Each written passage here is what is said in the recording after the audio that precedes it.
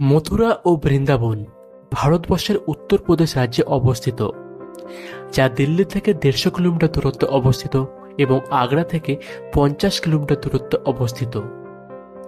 মথুরা ও বৃন্দাবন থেকে বয়ে চলে ভারতের সবচেয়ে বিখ্যাত নদী যমুনা নদী।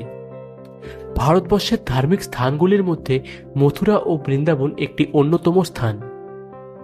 প্রতি বছর মথুরা ও বৃন্দাবনে লাখ লাখ কৃষ্ণ ভক্ত ও বিদেশি পর্যটক এখানকার মন্দির দর্শনের জন্য আসেন। মথুরা ভগবান শ্রীকৃষ্ণের জন্মভূমি এবং বৃন্দাবন ওই জায়গা যেখানে বৃন্দাবনের সবচেয়ে বড় মন্দির বাঁকে বিহারীলাল মন্দির অবস্থিত। বৃন্দাবন ও মথুরা একে অপরের থেকে 10 কিলোমিটার দূরত্বে অবস্থিত। এই দুটি জায়গা ছাড়াও এর পাশে অবস্থিত বারসানা, গোকুল, নন্দগাঁও ও গোবর্ধন। বারসানা ওই স্থান যেখানে রাধার জন্মস্থান, গোকুল ওই জায়গা যেখানে ভগবান কৃষ্ণ খেলা করতেন, নন্দগাঁও শ্রীকৃষ্ণের বাবার বাড়ি, আর গোবর্ধন ওই পর্বত যা ভগবান কৃষ্ণ নিজের হাতে উঠিয়ে গোকুলবাসীর জীবন বাঁচিয়েছিলেন। বন্ধুরা, আপনারা যদি মথুরা ও বৃন্দাবন ভ্রমণের প্ল্যান করছেন, তাহলে আজকের ভিডিওতে আপনারা মথুরা ও বৃন্দাবন ভ্রমণের কমপ্লিট ইনফরমেশন ও ইউজফুল টিপস পাবেন। যেমন মথুরা বৃন্দাবনে কিভাবে যাবেন, মথুরা বৃন্দাবনে ঘুরতে আসার সবচেয়ে বেস্ট টাইম কখন, মথুরা বৃন্দাবনে হোটেল, আশ্রম ও ধর্মশালা কোথায় থাকবেন, মথুরা বৃন্দাবনে কোথায় খাবেন, মথুরা বৃন্দাবনে কোন কোন দর্শনীয় স্থানে ঘুরতে যাবেন, মথুরা বৃন্দাবনে আপনারা মোট কতদিনের ট্যুর প্ল্যান করবেন, বাইক, ট্যাক্সি অথবা অটো ভাড়া নিয়ে কিভাবে মথুরা ও বৃন্দাবন ঘুরে দেখবেন। আর ভিডিও শেষে বলবো মথুরা ও বৃন্দাবন ঘুরতে প্রত্যেক ব্যক্তির মাথাপিছু খরচ কত পড়বে। ভিডিওতে সব রকমের তথ্য দেওয়া হয়েছে যাতে আপনাদের কাছে মথুরা ও বৃন্দাবন ভ্রমণে সব রকম অপশানই যেন থাকে। আর তার সঙ্গে এও বলা হয়েছে খরচের হিসাব। আপনারা বাজেট ট্রিপ করুন কিংবা লাক্সারি ট্রিপ, এই ভিডিওতে সব রকমের তথ্যই আপনারা পাবেন, তাই সঙ্গে থাকুন ভিডিও শেষ পর্যন্ত। বন্ধুরা, আপনারাও যদি মথুরা ও বৃন্দাবন ভ্রমণের প্ল্যান করছেন, তাহলে সবার প্রথমে আপনাদের এইটা জানা প্রয়োজন আপনারা মথুরা ও বৃন্দাবনে কিভাবে যাবেন। আপনারা আপনাদের শহর থেকে ট্রেন ও ফ্লাইটের মাধ্যমে মথুরা বৃন্দাবনে পৌঁছাতে পারবেন। বন্ধুরা, আপনারা যদি বাই ট্রেন মথুরা বৃন্দাবনে আসতে চাইছেন, তাহলে এখানকার নিয়ারেস্ট স্টেশন মথুরা জংশন। আপনারা হাওড়া থেকে মথুরা জংশন পর্যন্ত ট্রেন নম্বর 12177 মথুরা চম্বল এক্সপ্রেস, যা প্রত্যেক সপ্তাহে শুক্রবার হাওড়া থেকে ছাড়ে, এই ট্রেনে করে আপনারা মথুরা আসতে পারেন। এছাড়া কলকাতা স্টেশন থেকে মথুরা জংশন পর্যন্ত ট্রেন নম্বর 13167 আগ্রা ক্যান্টনমেন্ট উইকলি এক্সপ্রেস, যা প্রত্যেক সপ্তাহে বৃহস্পতিবার ছাড়ে, এবং ট্রেন নম্বর 12319 গোয়ালিয়র সুপারফাস্ট এক্সপ্রেস, যা প্রত্যেক সপ্তাহে বুধবার ছাড়ে। এই সমস্ত ট্রেনে করেও আপনারা খুব সহজে মথুরা পৌঁছাতে পারবেন। এছাড়া আপনারা চাইলে হাওড়া, শিয়ালদা ও কলকাতা স্টেশন থেকে ট্রেনে করে নিউ দিল্লি স্টেশন, তারপর নিউ দিল্লি স্টেশন থেকে মথুরা জংশন পর্যন্ত অসংখ্য ট্রেন আপনারা পেয়ে যাবেন।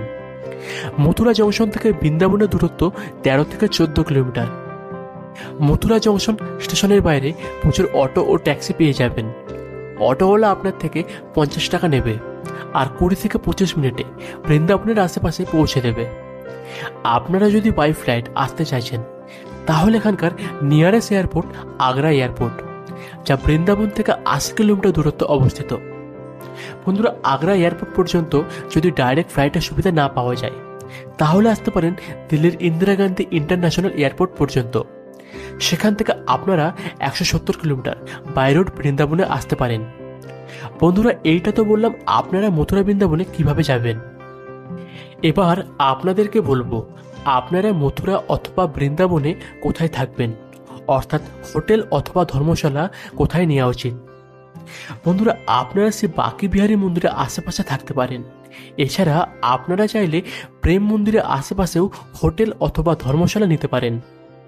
এই দুটি স্থানেই অনেক হোটেল ও ধর্মশালা পেয়ে যাবেন, কিন্তু আমি আপনাদেরকে অ্যাডভাইস করব আপনারা শ্রী বাঁকে বিহারী মন্দিরের 50 মিটারের আশেপাশে হোটেল অথবা ধর্মশালা নিয়ে নিন। এখানে ধর্মশালার ভাড়া 600 টাকা থেকে শুরু হয়, আর হোটেলের ভাড়া 800 টাকা থেকে শুরু হয়। 1200 থেকে 1500 টাকার মধ্যে অনেক ভালো ভালো হোটেল পেয়ে যাবেন। বন্ধুরা, আপনারা যদি শনিবার, রবিবার, কোনো ফেস্টিভ্যাল, হোলি, দেওয়ালি, জন্মাষ্টমী এছাড়া কোনো ছুটির দিন এখানে আসছেন, তাহলে চেষ্টা করুন আগে থেকে অনলাইনে রুম বুক করে নেওয়ার, কারণ এখানে প্রচুর পরিমাণে ভিড় হয়। বন্ধুরা, এবার আপনাদেরকে বলবো আপনারা বৃন্দাবনে কোথায় খাবেন। বন্ধুরা, বৃন্দাবনে আপনাদের খাবারের কোনো সমস্যা হবে না। আপনারা প্রেম মন্দির থেকে বাঁকে বিহারী মন্দির, এই 3 কিলোমিটারের মধ্যে এখানে অসংখ্য হোটেল ও রেস্টুরেন্ট দেখতে পাবেন। আপনারা যদি এখানে নিরামিষ খাবার খেতে চাইছেন, তাহলে প্রেম মন্দিরের আশেপাশে প্রচুর নিরামিষ রেস্টুরেন্ট আছে, সেখানে আপনারা খাওয়া দাওয়া করতে পারেন। বন্ধুরা, স্ক্রিনে আপনারা মথুরা ও বৃন্দাবনের কিছু ফেমাস রেস্টুরেন্টের নাম দেখতে পাচ্ছেন, যেগুলি হাইলি রেকমেন্ডেড। আপনারা চাইলে এখান থেকে ব্রেকফাস্ট, লাঞ্চ ও ডিনার করতে পারেন।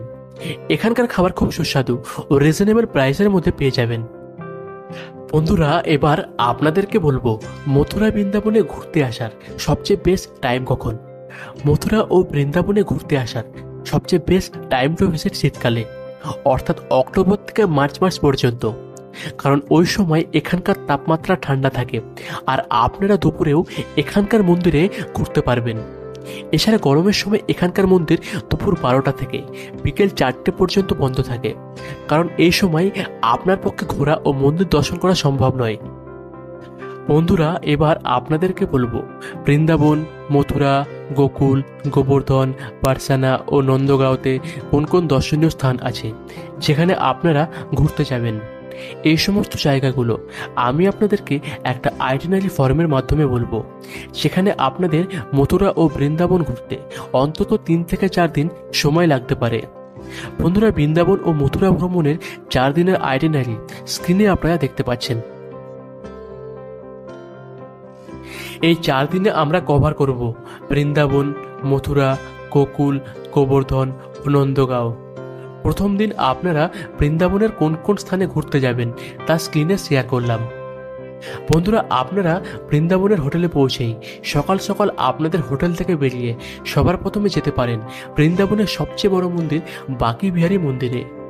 বন্ধুরা, বলা হয়ে থাকে বৃন্দাবনের 2টি মূর্তি নিজে থেকেই আপনা আপনি উৎপন্ন হয়েছিল, একটা শ্রীকৃষ্ণ ও আরেকটা শ্রী বলরামের, যার মধ্যে ভগবান শ্রীকৃষ্ণের মূর্তি রাখা হয়েছে শ্রী বাঁকে বিহারী মন্দিরে আর ভগবান শ্রী বলরামের মূর্তি রাখা হয়েছে নিধিবনে। এই মন্দিরটি 1854 সালে বানানো হয়েছিল। এই মন্দিরেই সবচেয়ে বেশি দর্শনার্থীদের ভিড় দেখা যায়। আপনারা এখানে ভগবান শ্রীকৃষ্ণের যে প্রতিমা দর্শন করবেন তা তার ছোটবেলার আকৃতি, একে নন্দগোপালও বলা হয়ে থাকে। বাঁকে বিহারী মন্দির দেখার পর আপনারা দেখতে যাবেন বৃন্দাবনের নিধিবন। মনে করা হয় প্রত্যেকদিন রাতে শ্রী রাধা ভগবান শ্রীকৃষ্ণ ও তার গোপীদের সাথে এখানে রাসলীলা করেন, আর এই দৃশ্য কেউ দেখতে পায় না। নিধিবনে সবচেয়ে আশ্চর্যের ব্যাপার, এখানে একটা তুলসী গাছের জঙ্গল দেখতে পাবেন, যার গোড়ার দিকটা শুকনো ও উপরের দিকে সবুজ পাতায় ভর্তি। এখানে রামা তুলসী ও শ্যামা তুলসী দেখতে পাওয়া যায়। নিধিবন দেখার পর পাশেই অবস্থিত 5 মিনিট পায়ে হেঁটে আপনারা যেতে পারেন ওখানকার রাধারমণ মন্দিরে। রাধারমণ মন্দির বৃন্দাবনের 7টা বড় মন্দিরের মধ্যে একটি মন্দির। এই মন্দিরটি 1542 সালে প্রথম তৈরি করা হয়েছিল। এরপর শাহ বিহারীলালের তত্ত্বাবধানে 1826 সালে এই মন্দিরটি পুনরায় নির্মাণ করা হয়েছিল। এই মন্দিরটির নাম শ্রী রাধার নামে রাখা হয়েছে, কিন্তু এই মন্দিরে শ্রী রাধার দর্শন হবে না, বরং এখানে শুধুমাত্র তার মুকুট রাখা হয়েছে। এবার আপনারা রাধারানী মন্দির দর্শন করার পরে অটো বা ই রিক্সা করে চলে আসুন রামনাথ মন্দিরে। 1851 সালে এই মন্দিরটি বানানো হয়েছিল। এখানে আপনারা শ্রীকৃষ্ণের দর্শন করবেন। এই মন্দিরটি সাউথ ইন্ডিয়া মন্দিরের আর্কিটেকচার দ্বারা বানানো হয়েছিল। রামনাথ মন্দির দর্শন করার পর দুপুর হয়ে যাবে। আপনারা দুপুরে লাঞ্চ করতে যেতে পারেন বৃন্দাবনের দাসাপ্রকাশ রেস্টুরেন্টে, যা এখানকার ফেমাস রেস্টুরেন্ট। এখানে আপনারা লাঞ্চ করার পর আপনাদের হোটেলে চলে আসুন। হোটেলে এসে আপনারা বিশ্রাম করুন। তারপর আপনারা বিকেল 4:30-5টার সময় হোটেল থেকে বেরিয়ে আপনারা যেতে পারেন বৃন্দাবনের মাতা বৈষ্ণোদেবী ধাম। এখানে আপনারা দেখতে পাবেন পাহাড় ও গুহার মধ্যে মাতা বৈষ্ণোদেবীর মূর্তি। আর এই জায়গাটা এতটা সুন্দর বানানো হয়েছে, ভেতরে গেলে আপনাদের মনে হবে আপনারা স্বর্গে চলে এসেছেন, যেখানে নানান দেবদেবীর মূর্তি অবস্থান করছে। বৈষ্ণোদেবী ধাম দর্শন করার পর আপনারা ওখান থেকে ই রিক্সা করে পৌঁছে যান ওই রাস্তাতেই অবস্থিত প্রেম মন্দিরে।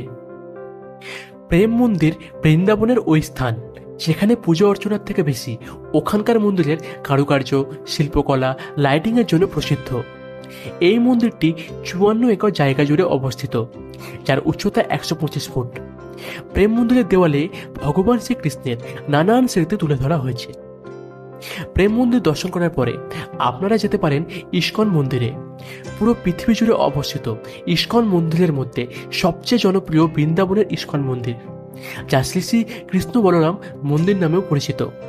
এখানকার সবচেয়ে মুখ্য আকর্ষণ এখানকার সন্ধ্যা আরতি। ইস্কন মন্দির দর্শন করার পর আপনারা রাতে ডিনার করুন এখানকার গোবিন্দ ক্যান্টিনে।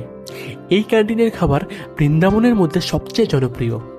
এখানে আপনারা ডিনার করে আপনাদের হোটেলে বিশ্রাম করুন। বন্ধুরা, আপনারা ডে 2তে মথুরার কোন কোন স্থানে ঘুরতে যাবেন তা স্ক্রিনে আপনারা দেখতে পাচ্ছেন, সেখানে আমরা মথুরা ও গোকুল কভার করব। ডে 2তে সকাল হতেই আপনারা যেতে পারেন মথুরার সবচেয়ে বড় মন্দির শ্রী দ্বারকাধীশ মন্দিরে দর্শন করার জন্য যেতে পারেন। এখানে আপনারা ভগবান শ্রীকৃষ্ণের দর্শন করবেন। এই মন্দিরের সবচেয়ে বিশেষ ব্যাপার এখানকার পেন্টিং ও এখানকার কারুকার্য, যা তৈরি করা হয়েছিল 1814 সালে। দ্বারকাধীশ মন্দির দর্শন করার পর এই মন্দিরের পাশেই অবস্থিত বিশ্রাম ঘাট।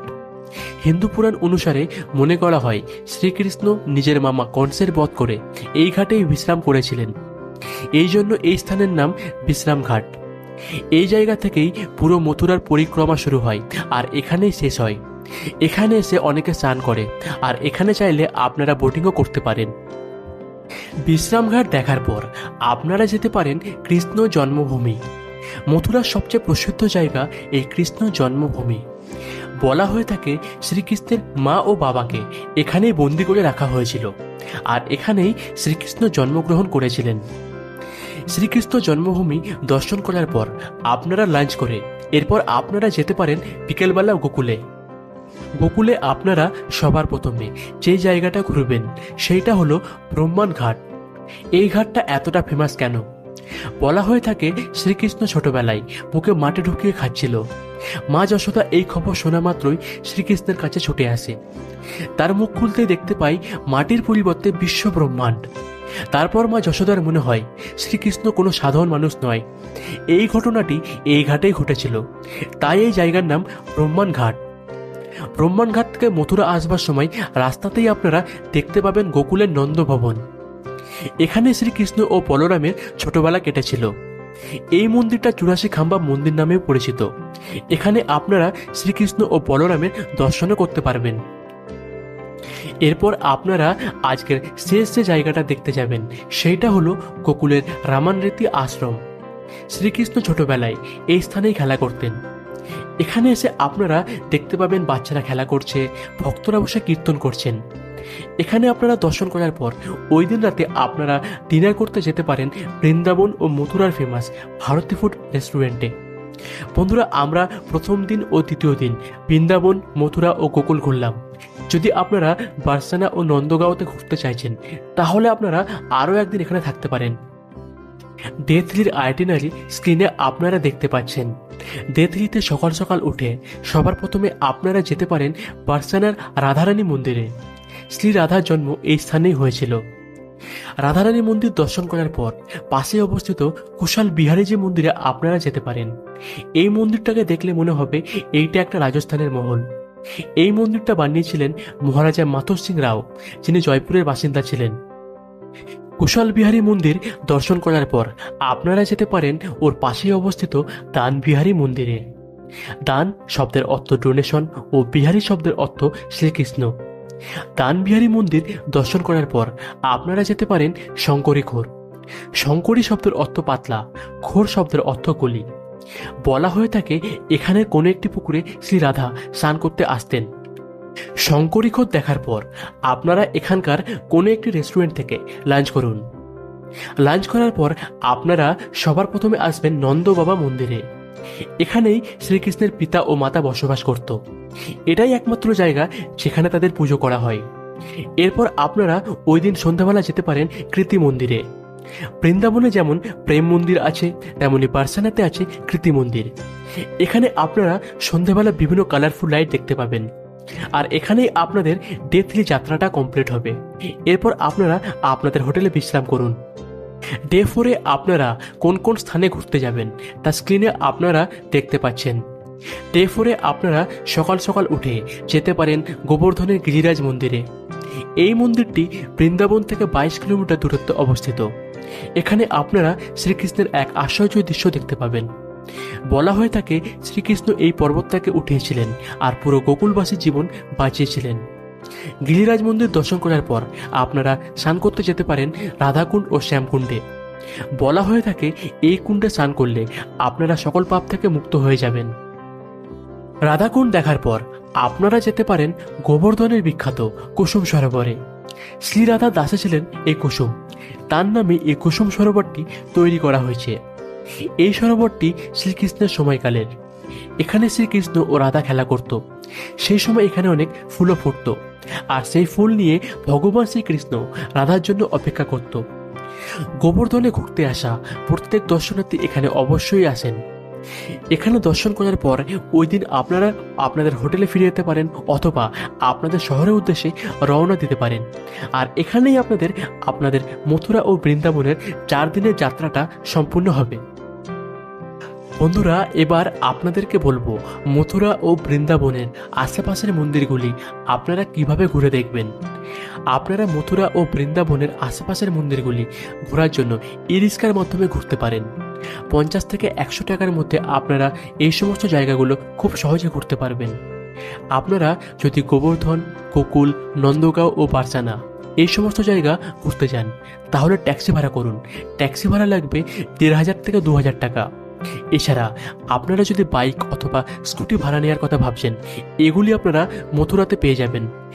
বাইক ভাড়া একদিনের জন্য 700 থেকে 800 টাকা, স্কুটি ভাড়া একদিনের জন্য 500 থেকে 600 টাকা লাগবে। বন্ধুরা, এবার আপনাদেরকে বলবো মথুরা ও বৃন্দাবন ভ্রমণের জন্য প্রত্যেক ব্যক্তির মাথাপিছু খরচ কত পড়বে। বন্ধুরা, আপনারা যদি 2 রাত্রি 3 দিনের ট্রিপ করেন, এছাড়া আপনারা যদি 3 রাত্রি 4 দিনের ট্রিপ প্ল্যান করেন, যদি আপনারা নর্মাল হোটেলে থাকেন ও খাওয়া দাওয়াও নর্মাল করেন, তাহলে ধরে রাখুন মথুরা ও বৃন্দাবন ভ্রমণের জন্য একজন ব্যক্তির 4000 থেকে 5000 টাকা লাগবে। বন্ধুরা, এই ভিডিওর মাধ্যমে আমি আপনাদেরকে মথুরা ও বৃন্দাবন ভ্রমণের যাবতীয় তথ্য আপনাদের সাথে শেয়ার করলাম। আশা করছি আমার এই ভিডিও আপনাদের আগামী মথুরা ও বৃন্দাবন ভ্রমণে অনেক সাহায্য করবে। ভিডিওটি কেমন লাগলো আমায় নিচে কমেন্ট বক্সে জানাবেন। যদি এই ভিডিওটা ভালো লাগে তাহলে অবশ্যই লাইক ও সাবস্ক্রাইব করবেন। সাবস্ক্রাইব করার সময় বেল আইকনটা ক্লিক করুন, যাতে যখনই আমি একটা ভিডিও দেবো তার ইনস্ট্যান্ট নোটিফিকেশন আপনার কাছে পৌঁছে যাবে। সবাই ভালো থাকবেন। দেখা হবে পরের ভিডিওতে নতুন কোনো জায়গার ভ্রমণ কাহিনী নিয়ে।